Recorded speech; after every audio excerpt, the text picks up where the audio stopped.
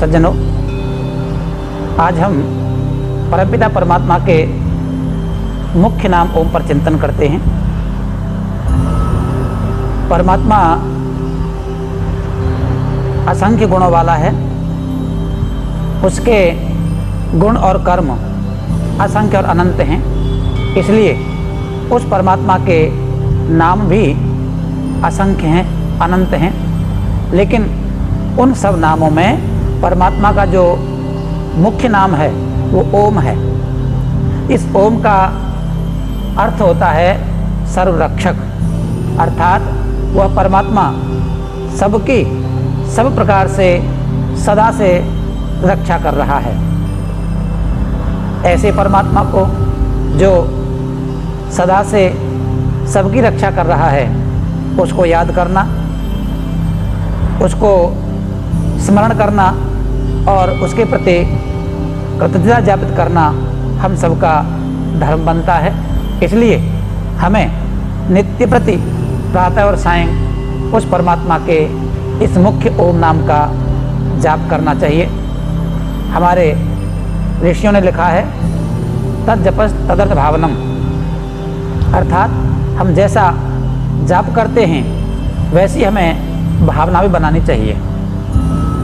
तो जब हम परमात्मा के इस मुख्य ओम नाम का जाप करते हैं तो साथ में हमें अपने हृदय में इसके जो अर्थ है सर्वरक्षक, उसकी भावना भी हृदय में हमें करनी चाहिए।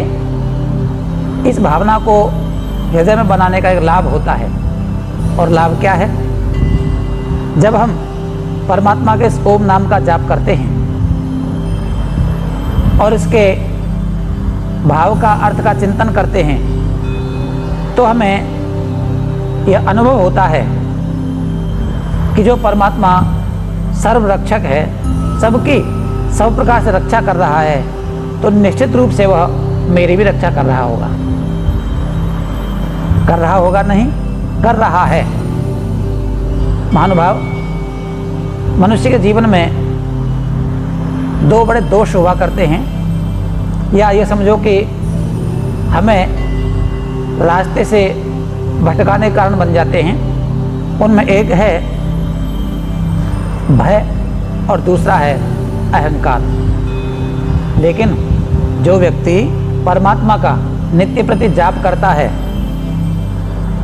अर्थ सहित करता है और उस पर भरोसा करता है, तो निश्चित रूप से उसे न तो किसी से भय रहता है और न कभी वो अहंकार करता है।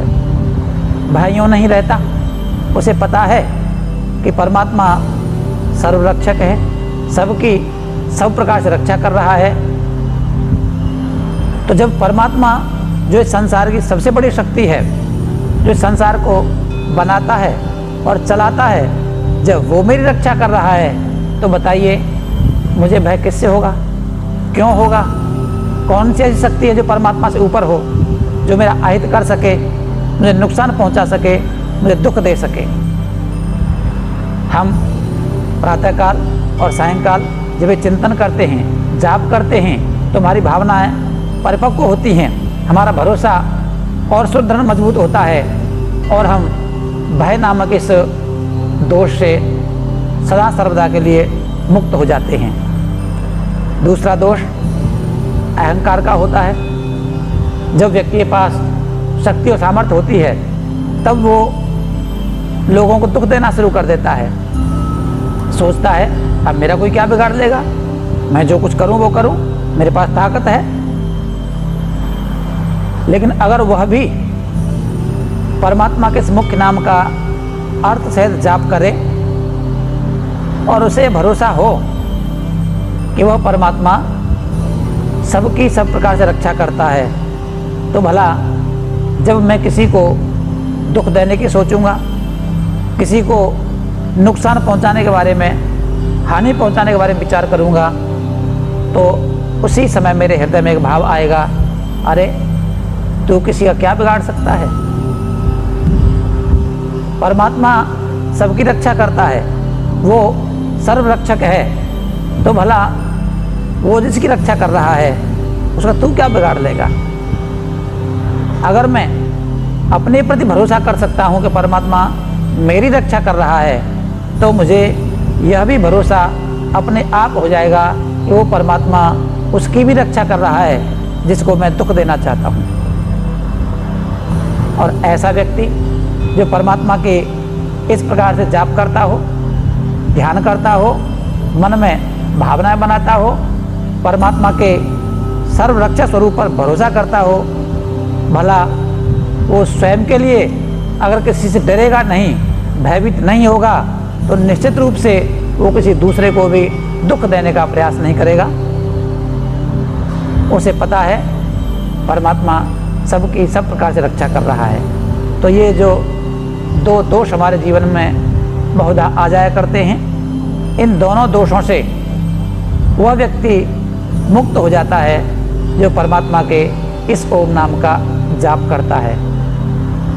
तो हमें उस परमात्मा के इस नाम का जाप करना चाहिए और हमें निर्भयता पूर्वक जीवन जीना चाहिए। वेद में एक बड़ी स्पष्ट प्रार्थना की गई है, ईश्वर से कहा है, यतो यतः समीहसे ततो नो अभयम कुरु। ऐ परमात्मन, जहाँ जहाँ तक आप हो, जहाँ जहाँ तक आपकी शक्ति है, जहाँ जहाँ तक आप क्रिया कर रहे हो, वहाँ तक मुझे निर्भय कर दीजिए, मैं किसी से भयभीत न हूँ। ऐसा उसी के साथ होता है जो परमात्मा के इस मुख्य और निज ओम नाम के अर्थ के साथ इसका चिंतन करता है। हमें भी अपना जीवन सफल बनाने के लिए परमात्मा के इस ओम नाम का जाप करना चाहिए। धन्यवाद।